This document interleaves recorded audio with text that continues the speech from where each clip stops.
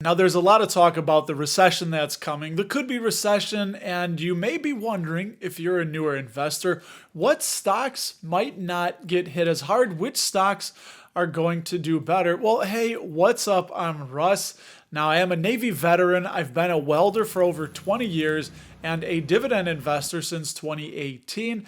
And I have 10 dividend stocks that did not get hit as hard as the S&P 500 in the last recession of 2007 to 2009. And I do want you to note as we go through these, I'm going to show you the total return of the last 10 years. You'll see how many of these stocks were kind of in line with the S&P 500, but then that tech boom just hit and really pulled the S&P 500 up. But you got to realize that we're in a different environment now with inflation and the Fed raising interest rates. So money's no longer cheap, and a lot of these tech growth names are going to have a much harder time in this kind of environment. So I think it's going to be time for value stocks to shine once again. And I would love to know in the comments below, because you know where the comments go, which stock you think will fare the best during the next recession. Number 10 is Chevron, ticker CVX, which has a dividend safety score of 90. Now, while the S&P 500 lost 55% during the last recession, Chevron only lost 34%. Now, over the last 10 years, the total return of the SPY, the S&P 500 ETF, is up 263% to Chevron's 155%.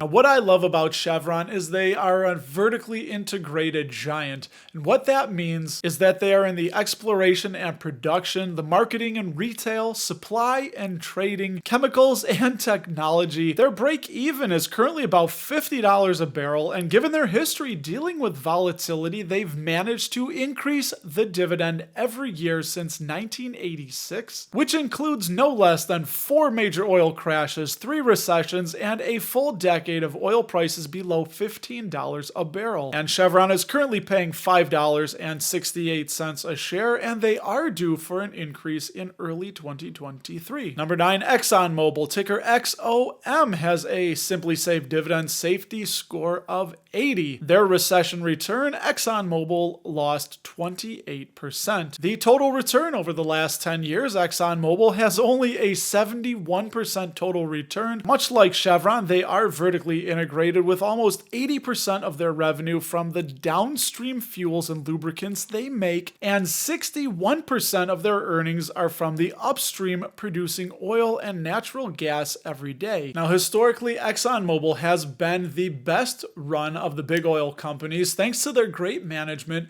and their great credit rating, which allows them to borrow money at a little bit of a cheaper rate during the downturns, which they can help to keep paying that dividend, and then they can refill the coffers when we have those big boom times like we're in right now. And Exxon has been hiking that dividend every year since 1983. They have a 20-year CAGR of 7%, and they are due for another increase in October of 2023. Number 8, Consolidated Edison, ticker ED, with a dividend safety score of 90. During the last recession, Consolidated Edison lost 26%. Over the last 10 years, ED has a total return of 138%. Founded in 1884, Consolidated Edison is a New York regulated electric and gas utility company which contributes to over 90% of their earnings. What I love about these regulated utilities is that they're essentially a government-sanctioned monopoly.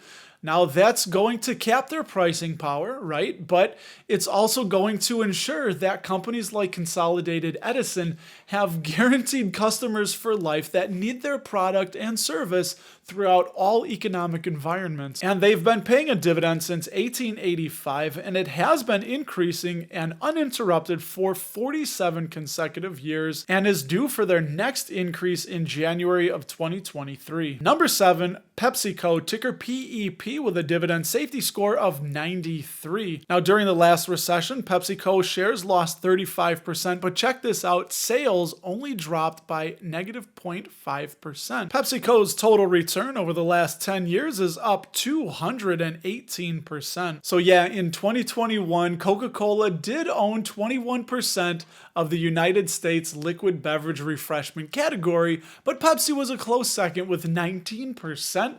But what I really love about PepsiCo is their food diversity, where in 2021, foods accounted for 55% of revenue and 44% of total revenue was outside of the United States. I also read that Frito-Lay's owns the top 7 brands in salty snacks like Doritos and Cheetos, and almost 90% of their retail sales come from brands having either the number 1 or number 2 market share positions. And I always love to say that companies are living, breathing entities that are always going to be adapting, and we are seeing PepsiCo adapting. As of 2020, 48% of the PepsiCo beverage portfolio has 100 calories or less from added sugars per 12-ounce serving. PepsiCo is currently paying $4.60 annually. They also recently increased their dividend for the 50th consecutive year, making them a very solid dividend king. Number 6, Kimberly-Clark, ticker KMB, with a dividend safety score of 88. During the Great Recession, Kimberly-Clark shares lost 34%, but their sales only dipped 4% and their cash flow actually increased. Over the last 10 years, Kimberly-Clark's total return is up 134%. They were founded in 1872. Kimberly-Clark operates in 34 countries, has brands sold in over 175 countries, and check it out, a quarter of the world's population uses a Kimberly-Clark product like Kleenex, Cottonelle, or Huggies every day. What I love about Kimberly-Clark is they have the number 1 or number 2 market share in about 80 countries. They spend a lot of money on research and development and advertising. And hey, honestly, what really is going to change about Kleenex and diapers and paper towels?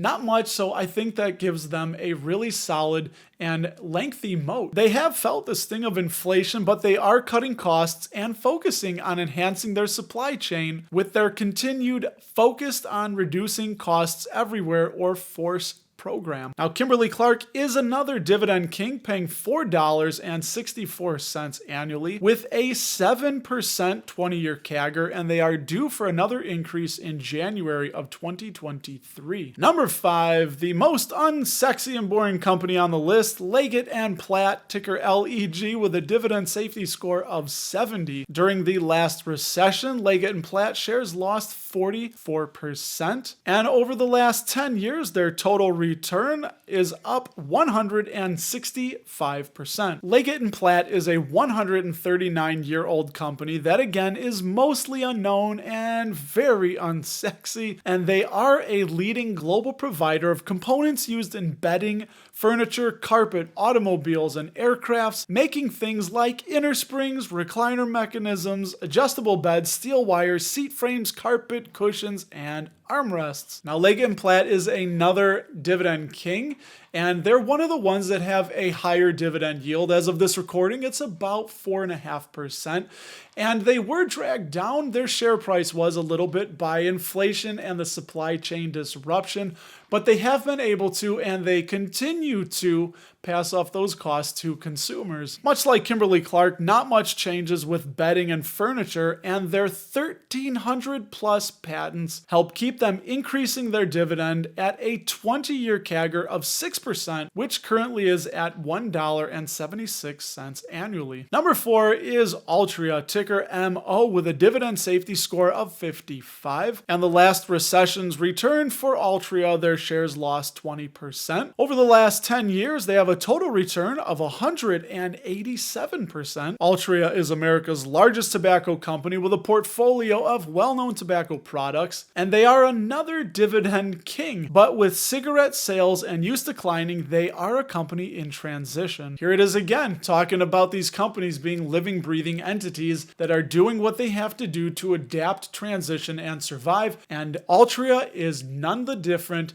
because they are moving beyond smoking as they they transition adult smokers to a smoke-free or a non-combustible future with products like the On nicotine pouches. So I don't use tobacco, but I think that something like these nicotine pouches could be a lifesaver for a lot of people because there's no tobacco and you don't have to spit. And customers are brand loyal and will find a way to relax in all environments, which has allowed Altria to keep returning cash to shareholders even after the 2008 spin-off of Philip Morris. Altria is currently paying $3.60 a year with a 2% 20-year CAGR thanks to the Philip Morris spin-off, and they are due for another dividend increase in August of 2022. Number 3, Coca-Cola, ticker KO, with a dividend safety score of 80. During the last recession, Coca-Cola shares lost 31% of their value, and over the last 10 years, Coca-Cola has a total return of 135%. Now, at this point, I'm not sure who's unaware of who Coca-Cola is, but if you are,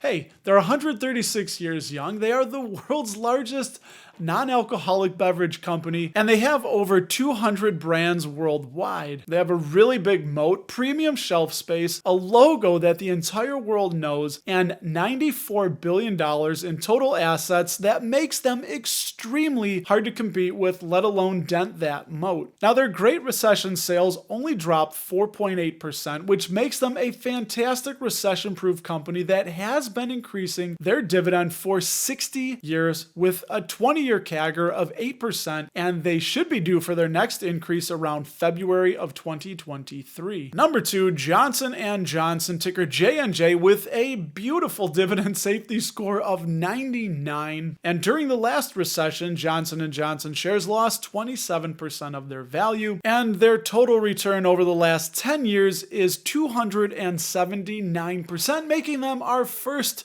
market-beating company. Johnson & Johnson has a solid 9% 20-year CAGR, and they hiked that dividend 6.6% in April of 2022 to $4.52 and have 60 years of dividend increases under their belt. Now, if you're not aware, in 2023, Johnson & Johnson is going to be splitting.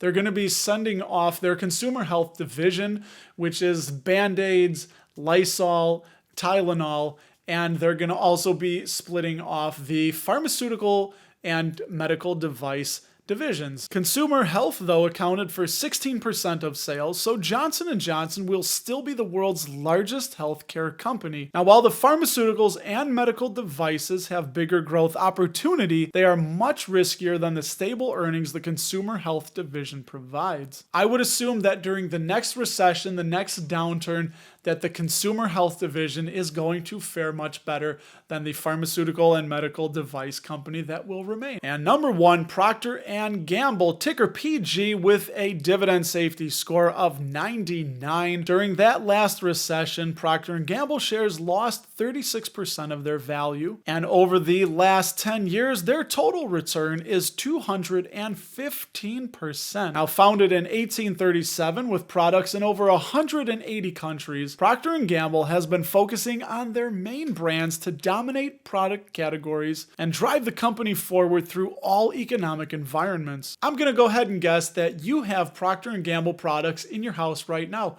Go look under your sink in the bathroom or the kitchen. I'll wait. And because of this, it has allowed them to increase that dividend for 66 consecutive years.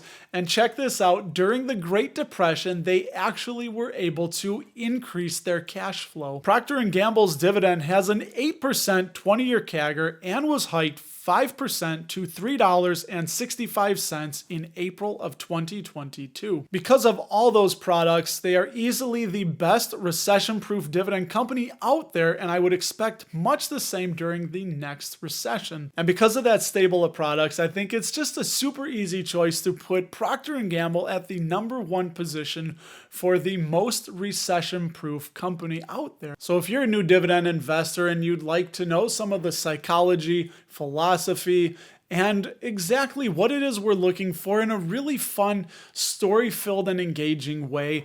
I did an interview with the one, the only Fabio Marciano, who wrote the Dividend Millionaire, and if you'd be so kind as to click this little box next to my head, Fabio and I will tell you all about his book, where there is a link where you can pick one up for yourself. So if you do that, we will talk to you there.